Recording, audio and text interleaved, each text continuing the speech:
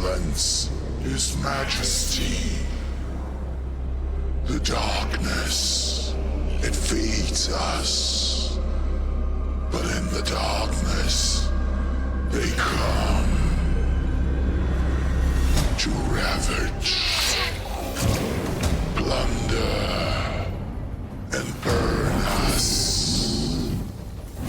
They feast upon our flesh in return to indulge in their vanity and excess. But even as they exuberate, we spread across the land and grow mighty.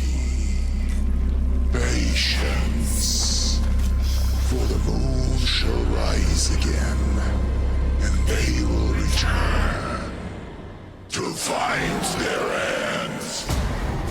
Our air shall choke them.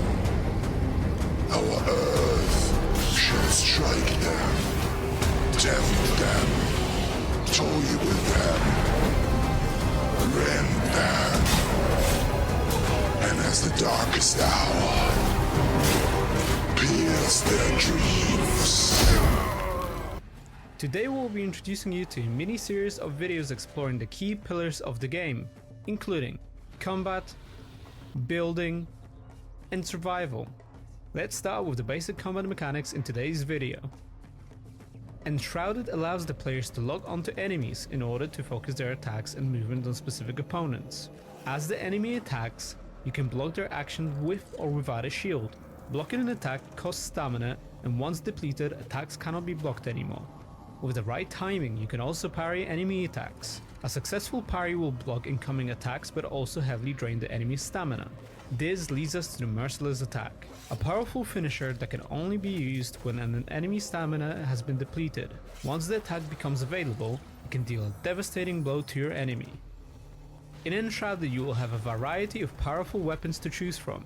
For example, you can use bows for ranged combat in combination with different types of arrows.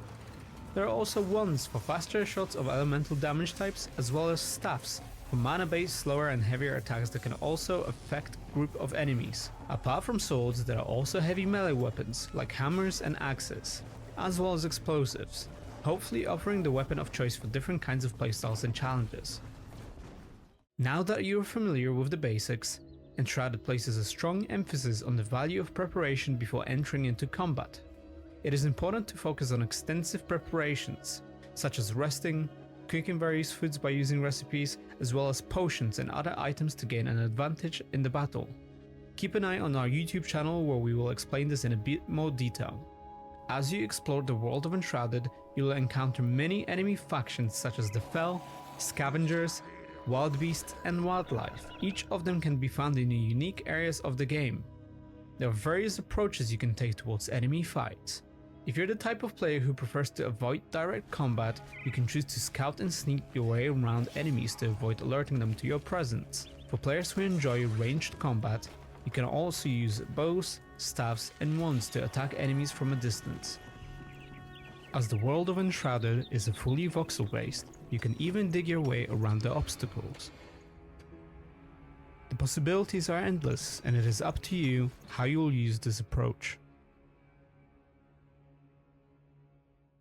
Another way to approach enemy fights in Enshrouded is by using a glider. The glider allows you to fly over and approach enemy camps from above, given the element of surprise. In this section, we'll be discussing the game's leveling system, customization, and multiplayer experience. As players explore and survive in the game, they will gain experience points and level up. With each level gained, players will unlock skill points that can be used in a skill tree.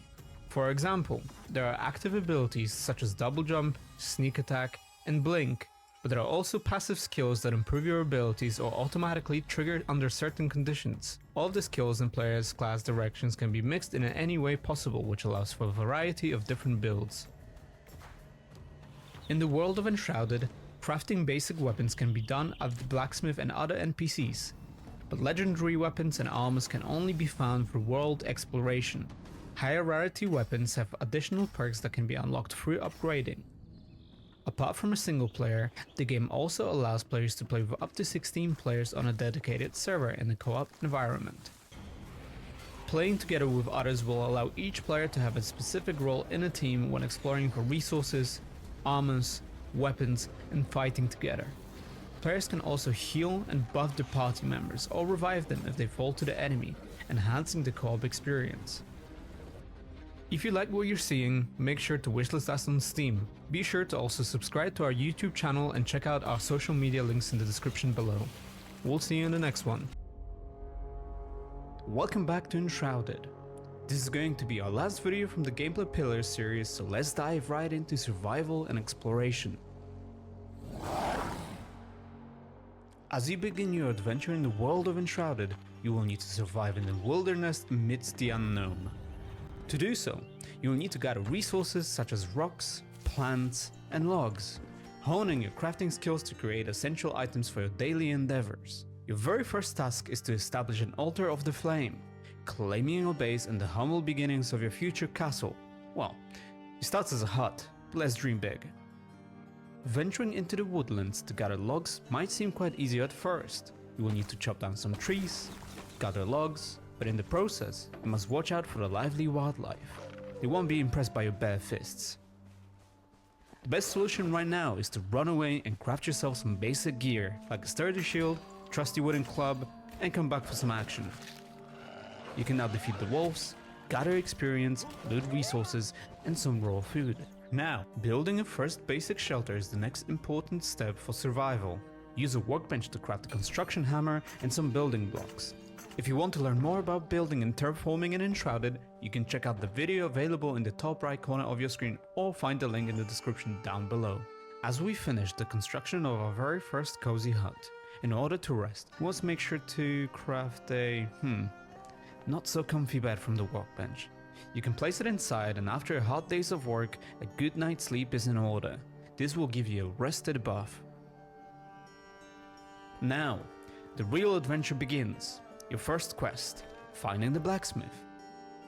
There is a bridge that would get us to the vault where we might find the blacksmith, but unfortunately it's been destroyed, so we need to go through the vault in order to reach the other side. The shroud has engulfed all of the world and we only have limited time to survive within it until we die, so we have to resurface quickly enough before our time runs out. The remaining time can be seen on the new HUD element below our compass. As you are in the shroud, keep an eye on the timer. Your protection against the fog won't last forever. Find the hourglass capsules to extend your exploration time and discover secrets hidden within the shroud. As we approach our quest location, stealth is your ally when approaching enemy camps. You may take a different approach at first, but remember, one of the best ways is to sneak around, avoid detection, and surprise your enemies with an attack from behind for extra damage. You have conquered your opponents, gathered loot, and gained experience. Our next step is to unlock the secrets of the ancient vault. And as a reward, we will be able to set the blacksmith free to join our ranks. We can now teleport back to our cozy home by using the map and fast travel. After we teleport, it would be the perfect time to expand our house and make sure we have enough space for our NPCs and crafting stations. Now, we have to make sure to give blacksmith a sheltered spot. By giving a roof over your blacksmith's head, you will be able to unlock more crafting recipes. Now, let's upgrade the armor. One of the very first armors that you will be able to unlock is the very fashionable fur armor. Let's go into the woods for some hunting. Hunting becomes an exhilarating challenge, and nothing screams adventure like wielding a bow. Sneak up on those speedy animals and aim for the head for the critical shots. As you kill the wildlife, you will be able to collect necessary resources, such as animal fur, raw food and bones. Now, we need to find or craft a campfire to unleash our culinary skills and cook up a feast of delicious foods. When you cook food, you have to be careful not to overcook it, otherwise you will be eating charcoal for days, which I can't imagine is good for you. This is just a basic way to prepare food while you're out on adventures. You will be able to cook more advanced recipes at home. Now, the perks. Check your status tab in the character menu to see what effects different types of food have on you. You can also see if you are well rested, or if there are any negative effects such as being cold or poisoned, for example. Our next quest is to explore the elixir well. Let's use our glider to get there quickly. Now, as you've been leveling up through the game, you will be unlocking skill points to customize your character as you please. No restrictions here. Mix and match classes and dive into endless fun, and remember, you can respec later, so feel free to experiment. Let's start with unlocking the evasion attack. Combining a glider approach towards your enemies with an evasion attack can be extremely helpful with not losing any momentum. This will let you unleash a devastating attack upon landing. As an example, you can take a high position by one of the elixir's walls, scout around to see where the enemies are, and once you are ready, drop in on them to unleash a devastating attack.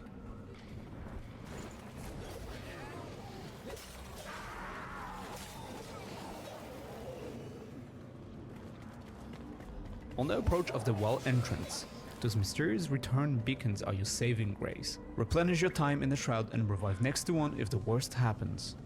Let's climb down and explore the depths of the elixir well.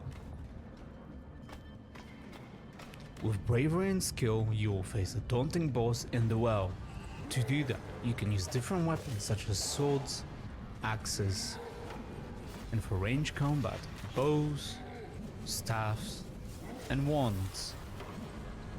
Remember, mixing and matching any weapon is possible. As you defeat the boss, a legendary axe, hammer, or sword awaits you, enabling you to destroy the shroud root. This means that the fog will go away temporarily, but will reappear again so that if the players from your party want to do the quest again, they can. Back at home, we can focus again on our crafting mastery. With more experience and materials, we can now unlock a forge and charcoal kiln. First of all, let's start with a charcoal kiln. You will need coal in order to start producing metal sheets at the forge. Now, let's set up the forge to craft metal sheets, which will allow you to unlock a new set of tools and new armor. So, prepare yourself. More exhilarating quests and adventures await you in the mysterious world of Enshrouded. Thank you for watching. Once again, you can wishlist Enshrouded now on Steam. To be up to date with our latest videos, make sure to subscribe to the channel, as well as comment in the section down below what you're looking forward to. We'll see you in the next one.